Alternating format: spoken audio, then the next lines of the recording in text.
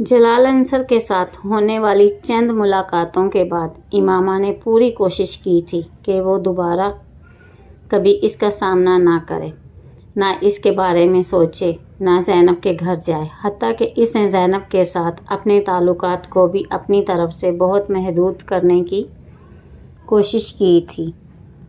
اس کی ہر حفاظتی تدابیر برے طریقے سے ناکام ہو گئی۔ ہر گزرتے دن کے ساتھ امامہ کی بے بسی میں اضافہ ہوتا جا رہا تھا اور پھر اس نے گھٹنے ٹیک دیے تھے۔ اس آدمی میں کوئی چیز ایسی ہے جس کے سامنے میری ہر مذمت دم توڑ جاتی ہے، اور شاید اس کا یہ اعتراف ہی تھا جس نے اسے ایک بار پھر جلال کی طرف متوجہ کر دیا تھا۔ اس کے لیے اس کی بے اختیاری لاشعوری تھی۔ پھر اس نے شعوری طور پر جلال کو اسجد کی جگہ دے دی۔ آخر کیا برائی ہے اگر میں اس شخص کا ساتھ چاہوں جس کی آواز مجھے بار بار اپنے پیغمبر حضرت محمد صلی اللہ علیہ وسلم کی طرف لوٹنے پر مجبور کرتی رہی؟ میں کیوں اس شخص کے حصول کی خواہش نہ کروں جو مجھے حضرت محمد صلی اللہ علیہ وسلم سے مجھ سے بھی زیادہ محبت رکھتا ہے؟ کیا مضائقہ ہے اگر میں اس شخص کو اپنا مقدر بنانے جانے کی دعا کروں جس کے لیے میں انس رکھتی ہوں اور جس کے کردار سے میں واقف ہوں؟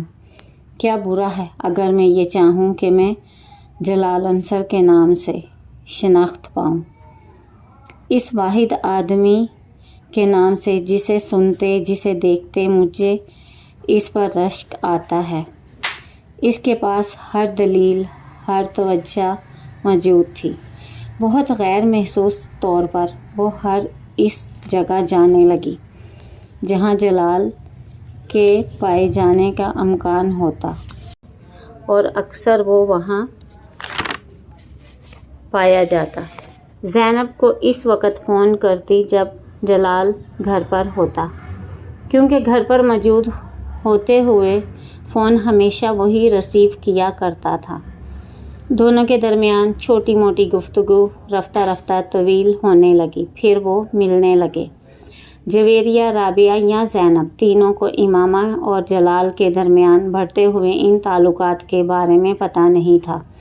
جلال اب ہاؤس جاب کر رہا تھا اور امامہ اکثر اس کے ہاسپٹل جانے لگی۔ باقاعدہ اظہار محبت کرنے کے باوجود دونوں اپنے لیے ایک دوسرے کے لیے جذبات سے واقف تھے۔ جلال جانتا تھا کہ امامہ اسے پسند کرتی تھی اور یہ پسندیدگی عام نوعیت کی نہیں تھی۔ خود امامہ بھی یہ جان چکی تھی کہ جلال اس کے لیے کچھ خاص قسم کے جذبات محسوس کرنے لگا ہے۔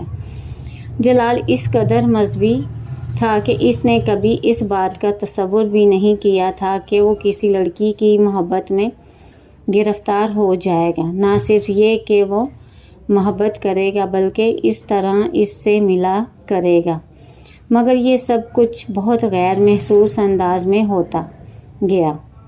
اس نے زینب سے کبھی اس بات کا ذکر نہیں کیا کہ اس کے اور امامہ کے درمیان کسی خاص نوعیت کا تعلق تھا۔ اگر وہ یہ انکشاف کر دیتا تو زینب اسے یقیناً امامہ کی اسجد کے ساتھ طے شدہ نسبت سے آگاہ کر دیتی۔ بہت شروع میں ہی وہ امامہ کی ایسی کسی نسبت کے بارے میں جان لیتا تو وہ امامہ کے بارے میں بہت محتاط ہو جاتا، پھر کم از کم امامہ کے لیے اس حد تک انوالو ہونے کا سوال ہی پیدا نہیں ہوتا جس حد تک وہ ہو چکا تھا۔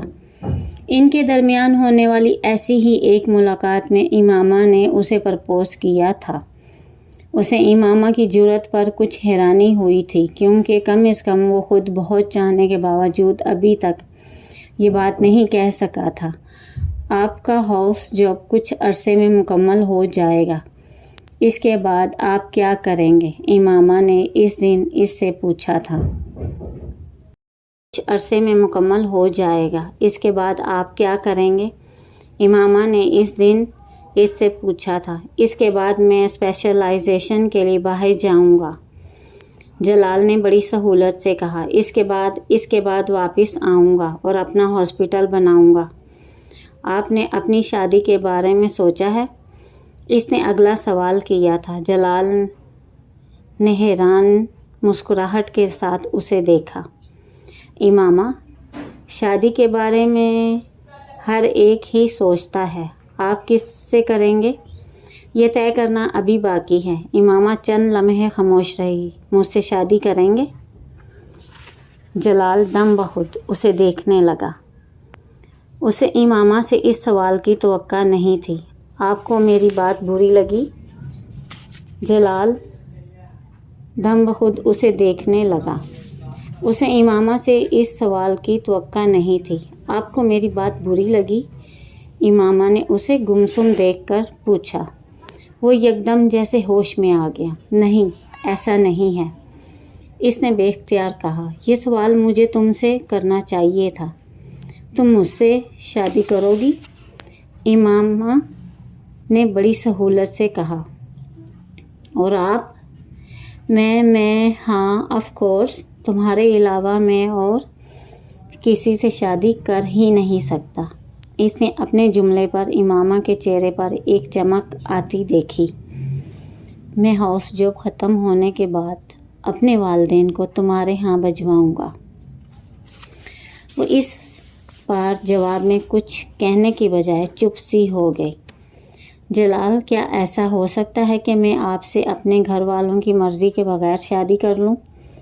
جلال اس کی بات پر ہکا بکا رہ گیا۔ کیا مطلب ہو سکتا ہے؟ میرے پیرنٹس اس شادی پر تیار نہ ہوں۔ کیا تم نے اپنے پیرنٹس سے بات کی ہے؟ نہیں۔ تو پھر تم یہ بات کیسے کہہ سکتی ہو؟ کیوں؟ میں اپنے پیرنٹس کو اچھی طرح جانتی ہوں، اس نے رسانیت سے کہا۔ جلال یکدم کچھ پریشان نظر آنے لگا۔ امامہ، میں نے کبھی یہ سوچا ہی نہیں کہ تمہارے پیرنٹس کو ہم دونوں کی شادی پر کوئی اعتراض ہو سکتا ہے۔ میں تو سمجھ رہا تھا کہ ایسا نہیں ہوگا، مگر ایسا ہو سکتا ہے۔ آپ مجھے صرف یہ بتائیں کہ کیا آپ اس صورت میں مجھ سے شادی کر لیں گے؟ جلال کچھ دیر خاموش بیٹھا رہا۔ امامہ اضطراب کے عالم میں اسے دیکھتی رہی۔ کچھ دیر بعد جلال نے اپنی خاموشی کو توڑا۔ ہاں، میں تب بھی تم سے ہی شادی کروں گا۔ میرے لیے یہ ممکن ہی نہیں کہ میں اب کسی دوسری لڑکی سے شادی کر سکوں۔ میں کوشش کروں گا کہ تمہارے پیرنٹس اس شادی پر رضامند ہو جائیں، لیکن اگر وہ نہیں ہوتے تو پھر ہمیں ان کی مرضی کے بغیر شادی کرنی ہوگی۔ کیا آپ کے پیرنٹس اس بات پر رضامند ہو جائیں گے؟ ہاں، میں انہیں منا لوں گا، وہ میری بات نہیں ٹالتے، جلال نے فخریہ انداز سے کہا۔